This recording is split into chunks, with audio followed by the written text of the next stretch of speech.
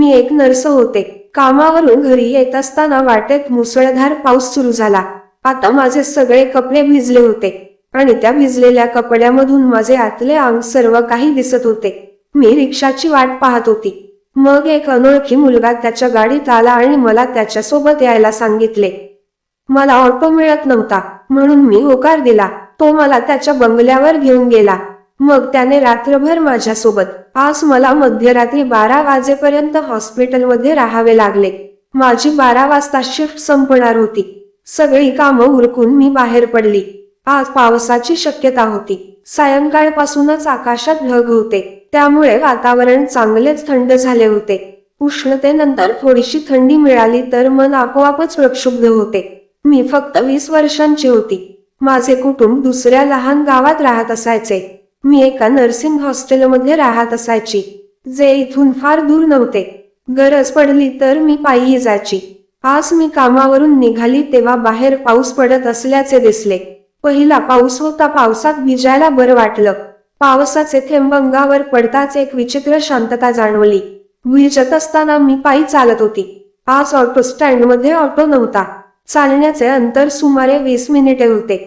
खूप पाऊस पडत होता. रस्त्यावरही पाणी तुंबले होते, पण माझ्याकडे दुसरा पर्याय नव्हता. आज पायी जायचं होतं. वाटेत कोणीच दिसत नव्हते. मला या सुनसान रस्त्यावर अस्वस्थ वाटू लागले. मी उभी राहिली आणि विचार केला की एखादे वाहन आले तर लिफ्ट घेईन.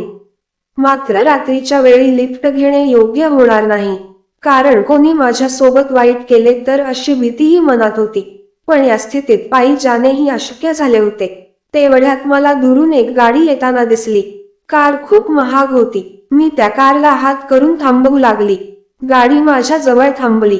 तिथून एक तरुण मुलगा बाहेर आला. जेव्हा मी त्या मुलाला पाहिले तेव्हा तो खूप श्रीमंत दिसत होता. त्याने खूप महागडे कपडे घातले होते.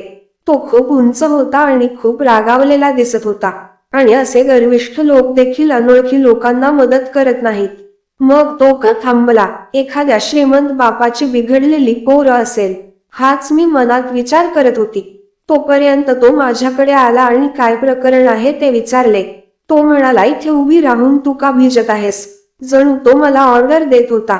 मला खूप राग आला आणि म्हणाली की मला भिजायची खूप आवड आहे, म्हणूनच मी इथे रात्री भिजत उभी आहे.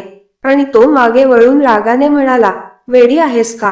मी म्हणाली, नाही, मी वेडी नाही, मी एक नर्स आहे. तो म्हणाला, तो नर्स आहेस तर दवाखान्यात राहा, इथे का भिजत आहेस? आता मला राग येऊ लागला. मी त्याच्या जवळ गेली आणि विचारले, तुला काय प्रॉब्लेम आहे? हा रस्ता तुमचा नाही. मी खाजगी मालमत्तेवर उभी आहे. माझी शिफ्ट 12 वाजता संपते.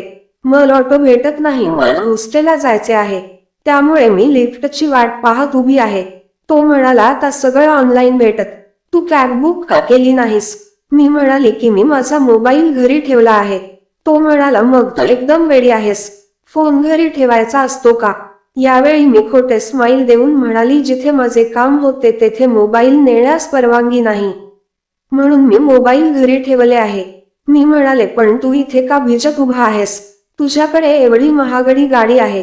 तो रागाने म्हणाला, तुझ्यामुळे मला थांबावे लागले. रस्त्यावर फक्त तू उभी दिसत होती. हा परिसर चांगला नाही. 1 वाजला आहे. कोणतीही वाईट व्यक्ती तुमच्यावर नजर टाकू शकते. मी म्हणाली की मी तुझी नातेवाईक नाही आणि तू माझ्या रक्षणासाठी उभा आहेस. जर तुम्हाला मदत करायची असेल तर कृपया मला माझ्या हॉस्टेलमध्ये सोडा. तो म्हणाला, माझ्या गाडीत बस. मी लिफ्ट घेण्यास तयार असल्याचे त्यांनी सांगितले. जरी मुलगा खूपच वाईट स्वभावाचा होता, पण निदान तो मदतीला थांबला होता. या मुलाचे मन कितीही वाईट असले तरी तो माझ्यासाठी थांबला होता. मग मी त्याच्या गाडीत बसले. पण मी गाडीत बसता मला काय झाले माहीत नाही. मी त्याच्या गाडीत बसताच झोपी गेली आणि मी गाढ झोपेत गेली. खूप तासांनी मला जाग आली. त्यामुळे मी कुठे आलो याचा मला पुरता धक्का बसला. त्या मुलाने माझे अपहरण केले आहे का? हे माझे हॉस्टेल नाही. भीतीने मी ओरडू लागली. माझ्या अंगावर कपडेही नव्हते. एक गाऊन होता. मग मी ओरडू लागली तर तो मुलगा धावत माझ्याकडे आला आणि विचारले, काय झाले? तू वाईट स्वप्न बघितले का? त्याने लगेच मला पाणी प्यायला लावले. तुला काय झाले? मी डॉक्टरांना बोलावू का? मी त्याच्याकडे पाहिलं आणि म्हटलं की मी एक नर्स आहे. तो म्हणाला, तू कोण आहेस याची मला पर्वा नाही. तुला डॉक्टरांची मदत हवी आहे का? मी म्हणाली, तू मला कुठं आणले आहेस? तू माझे अपहरण केले आहेस का? तो म्हणाला, वेड्या मुली, मी तुला का पळवून आणू? तू माझ्या घरी आहेस. तू गाडीत बसल्यावर लगेच झोपी गेली. तुझा हॉस्टेलचा पत्ता मला स्वप्नात येईल का? तू कुठे जात आहेस हे मी तुला विचारण्याआधी तू झोपलीस. मी पण तुला खूप उठवण्याचा प्रयत्न केला, पण तू उठली नाही. मग मीही पाहिलं की तू खूप प्रेमाने झोपली आहेस. मला तुला उठवणे योग्य वाटले नाही. मला कळून चुकले होते की तू खूप थकली आहेस. म्हणूनच मी तुला माझ्या बंगल्यावर घेऊन आलो. आता मी त्याच्या जवळ गेली. इतका जवळ की मुलगा आणि मुलगी यांच्यात काहीही होऊ शकते. तोही माझ्या या कृतीसाठी अजिबात तयार नव्हता. मी त्याची कॉलर पकडली आणि माझे कपडे कोणी बदलले असे विचारले. तो म्हणाला, तुझे कपडे पूर्णपणे भिजले होते. तुला कुठे झोपवायचं हेही कळत नव्हतं. तू किती तास झोपली होती, म्हणूनच मी तुझे कपडे बदलले. आता मला राग आला आणि म्हणाली, मी मुलगी आहे. तू अनोळखी व्यक्ती असून माझे कपडे कसे बदलू शकतोस? तू माझे सर्व काही बघितले का? तू माझ्या सोबत काही वाईट केले नाही ना? तो म्हणाला, तू इतकी सुंदर आहेस की मी माझे डोळे बंद करू शकलो नाही. होय, मी तुमचे सर्व काही पाहिले आहे. मी म्हणाली, तू मला काय केलंस ते सांग. आतापर्यंत त्यांनी भावनांवर नियंत्रण ठेवल्याचे त्यांनी सांगितले, पण जर तू मला असेच चिकटून राहिली तर मला माहित नाही की मी किती वेळ राहू शकेन. मी कदाचित स्वतःवरील पूर्ण नियंत्रण गमावू शकतो. त्याच्या तोंडातून एवढं बाहेर पडताच माझा श्वास वाढू लागला. त्याने अजून मला स्पर्श केला नव्हता. मला काय झाले माहित नाही, मी पण वितळू लागली होती. माझ्या स्वतःच्या गरजाही होत्या आणि आज माझ्याकडे इतका देखणा मुलगा होता. अनोळखी माणसाच्या जवळ असल्याच्या भावनेने माझे शरीर वितळून जात होते. मला त्याला मिठीत घ्यावंसं वाटलं. मी त्याला सर्वस्व अर्पण करणार होतो. मलाही माझ्या भावनांवर ताबा ठेवणे खूप कठीण झाले होते. अचानक त्या मुलाने माझा हात धरला आणि तुझे नाव काय विचारले. मी म्हणालो, माझे नाव राणी आहे. तो म्हणाला, राणी, तू दिसायला खूप सुंदर आहेस. तू मला सोडून जा. तू मला असेच जवळ ओढलेस तर मी स्वतःला रोखू शकणार नाही. माझ्या मनातल्या भावना वाढवू नकोस, असे म्हणत त्याने मला स्वतःपासून वेगळे केले आणि मग तो दुसऱ्या खोलीत गेला. मी तिथेच सोप्यावर पडली. माझा श्वास खूप जड झाला होता. मी माझ्या हृदयाचे ठोके जाणवू लागले. मला माझ्या हृदयाचे ठोके नियंत्रित करावे लागले. हा अनोळखी माणूस मला क्षणभर का आवडू लागला, या विचाराने मी दीर्घ श्वास घेऊ लागली. ते कमजोर क्षण होते जे आता निघून गेले होते. त्याचे नाव काय माहित नाही, पण हुशार मुलगा होता, ज्याने मला योग्य वेळी दूर केले. मग मी रात्रभर झोपली. सकाळी मुलगा खोलीत आला आणि मला उठवले. तो म्हणाला, मला कामावर जावे लागेल. उठा आणि फ्रेश हो, मी तुला चहा आणि नाश्ता बनवतो. मी उठून बाथरूम मध्ये गेली. अंघोळ करून त्याने दिलेला गाऊन घालून मी बाहेर आली. त्याच्या जवळ जाताच माझे हृदय पुन्हा वेगाने धडधडू लागले. त्याच्या आत कसली ताकद होती माहित नाही. मी पुन्हा त्याच्या जवळ गेली. आता मी विचारू लागली की काल तू माझ्यासोबत काही केलेस का? त्याने माझ्याकडे बघितले आणि विचारले, मी तुझ्यासोबत काही करावे असे तुला वाटते का? मी विचारले, मी हे कधी बोलली? तो म्हणाला, कालपासून तू मला हाच प्रश्न विचारत आहेस. मी म्हणाली, तूच माझे कपडे बदललेस. तू माझे कपडे कसे बदलले? तो म्हणाला, त्यावेळी माझ्याकडे दुसरा पर्याय नव्हता. मला सांग, मी तुला ओल्या कपड्यात कसे सोडले असते? त्यावेळी त्याच्या डोळ्यात वेगळीच नशा होती. तो माझ्या जवळ आला आणि म्हणाला, चल खोलीत, मी कसे तुझे कपडे बदलले परत बदलून दाखवतो. आज मी तुला तुझे कपडे परत घालीन आणि काल रात्री मी तुझ्याबरोबर काय केले ते तुला दाखवतो, जेव्हा तू गोंडस चेहरा करून झोपली होतीस. मी म्हणाली की तू पुन्हा ते करायचा विचारही करू नकोस. मी तुला इंजेक्शन देईन असे सांगून त्याच्या डोळ्यात बघून त्याला घाबरवू लागली. तो माझा हात धरून म्हणाला, मी तुला घाबरत नाही. राणी, तुला कदाचित माहित नसेल की मी कोण आहे. मी म्हणाली, तू मला सांगितले नाहीस तर तू कोण आहेस हे मला कसे कळणार? हा, मला जे कळले त्यावरून.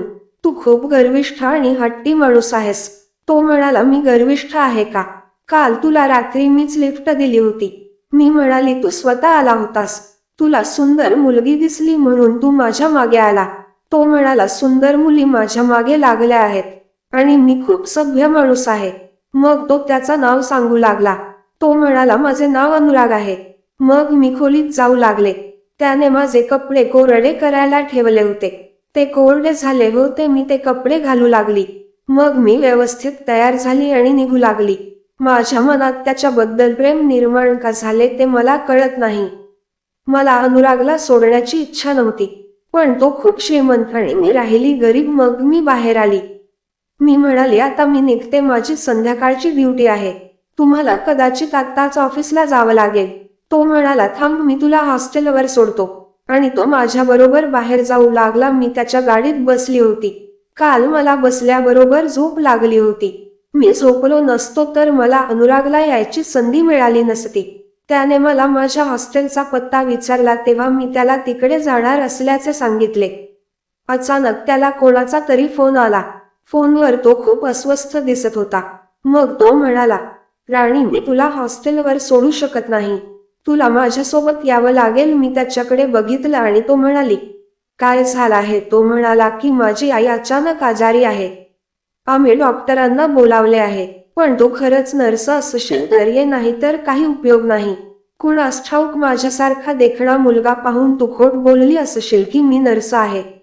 मी त्याला हलकेच मारले आणि म्हणाली की मी तुला खोटे का सांगू? मी खरंच हॉस्पिटलमध्ये काम करते. मी त्याच्यासोबत त्याच्या घरी गेली. कदाचित त्याचे आई वडील या बंगल्यात राहत असावेत. तो खूप मोठा बंगला होता. आईला चेक करायला डॉक्टरही तिथे पोहोचले होते. त्याची आई अनुरागकडे बघू लागली आणि मग माझ्याकडे बघू लागली. अनुराग त्याच्या आईकडे गेला. त्याची आई बोलू लागली, मला सांग बेटा, ही कोण आहे? तो म्हणाला, आई, ही राणी आहे. ती नर्स आहे. ती माझी मैत्रीण आहे. मी तिला मदतीसाठी बोलावले आहे. त्याची आई अनुरागकडे बघून हसायला लागली. त्या बोलू लागल्या की फक्त एक मैत्रीण आहे की ती तुझी गर्लफ्रेंड आहे?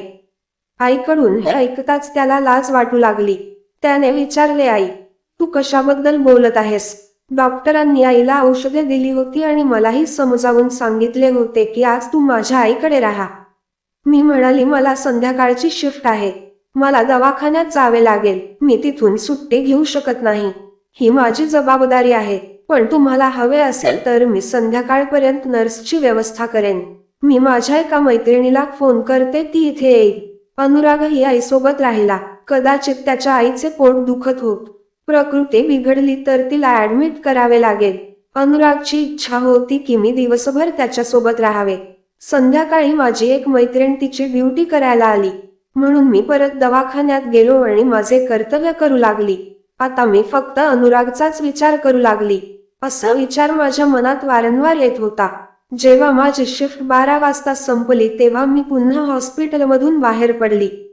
मी बऱ्यापैकी थकली होती. पण तेवढ्यात समोरून एक कार आली आणि माझ्या समोर येऊन थांबली. ती अनुरागची गाडी होती हे मला लगेच समजले. मी त्याच्या गाडीत बसली. त्याला मला हॉस्टेलवर सोडायला सांगितले. तो गाडी चालवत होता आणि दुसऱ्या मार्गावरून गाडी घेऊन जाऊ लागला. मी म्हणाले, अनुराग, तू मला कुठे नेत आहेस? तो म्हणाला, काळजी करू नकोस, मी तुझे अपहरण करत नाहीये. मी तुला आईकडे घेऊन जात आहे. तू आज रात्री आमच्या घरी राहा आणि उद्या सकाळपर्यंत माझ्या आईची काळजी घे. ती पूर्वीपेक्षा नक्कीच चांगली झाली आहे, पण ती अजूनही बरी झालेली नाही. अनुराग सोबत माझे नाते कसे जुळले ते मला माहीत नाही. मला त्याच्याबरोबर चांगले वाटले. हा विचार मनात आणू नये हे मला माहीत होतं. मी एक गरीब मुलगी आहे आणि तो एक करोडपती व्यापारी आहे. अजूनही आमच्यात काही जुळत नाही.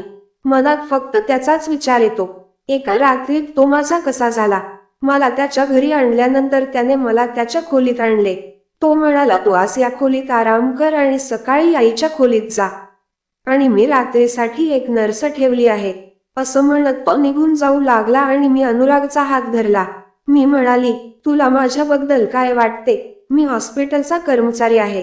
तुम्ही मला अशा खाजगी कामासाठी ठेवले आहे. तू मला तुझ्यापेक्षा खूप लहान समजतोस कारण मी गरीब आहे. आम्ही गरीब लोक श्रीमंतांच्या हातून त्रास सहन करतो. माझे बोलणे ऐकून त्याने माझ्याकडे बघितले आणि म्हणाला, काय बकवास बोलत आहेस तू?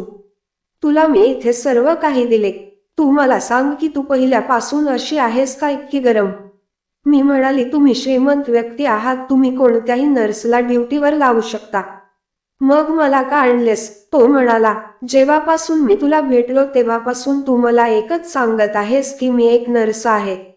मला तुझ्याकडून माहिती करून घ्यायचे होते की तू खरंच नर्स आहेस का. मी म्हणाली, मी एक ट्रेनर नर्स आहे. तो म्हणाला, आजकाल मुली जास्त दाखवतात, पण आतमध्ये तर काहीच नसतात. त्याचे बोलणे ऐकून मला खूप राग येऊ लागला. माझी परीक्षा घेणारा तो कोण आहे?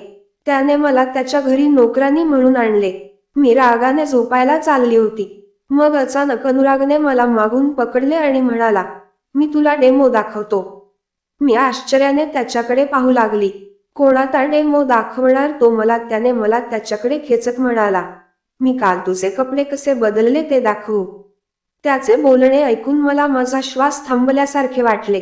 माझ्या हृदयाचे ठोके अचानक वाढू लागले. मी डोळे मोठे करून त्याच्याकडे पाहू लागली. तो माझ्याकडे आला. मग मी म्हणाली, तुला काही करण्याची गरज नाही.